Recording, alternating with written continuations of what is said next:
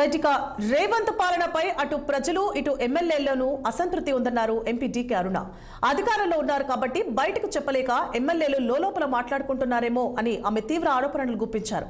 CM సొంత జిల్లాలో కాంగ్రెస్ ఎమ్మెల్యేల రహస్య భేటీ వార్తలపై ఆమె స్పందించారు. రహస్యంగా భేటీ అయి బాధలు చెప్పుకున్నారేమో అంటూ డీకే అరుణ కామెంట్ చేశారు. సీఎం రేవంత్ కు పాలన మీద ఇంకా పట్టు రాలేదన్న ఆమె రాష్ట్ర పాలన గాడి తప్పిందని కీలక వ్యాఖ్యలు చేశారు. పిచ్చోడి చేతిలో రాయిలా మారిందంటూ రేవంత్ ఉద్దేశించి ఘాటుగా విమర్శించారు డీకే అరుణ. పార్టీలో కాంగ్రెస్ పార్టీ ఎవరు సంతృప్తిగా లేరు.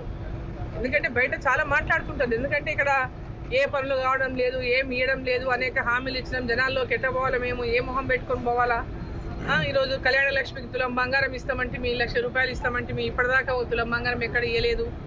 చదువుకునే పిల్లలకు నిరుద్యోగులకు 4,000 నెలలకు ఇస్తామంటే మీ ఇప్పటిదాకా ఇవ్వలేదు. మహిళలకు 2,500 ఇస్తామంటే మీ ఇప్పటిదాకా ఎక్కడ పోయినా మహిళలు అడుగుతున్నారు 2,500 ఏమైందని. ఇట్లా అనేక పథకాలు రైతులు అడుగుతున్నారు, ఎక్కడ పోయినా రైతు రుణమాఫీ మాకు రాలేదని. అట్లయినా రైతు భరోసా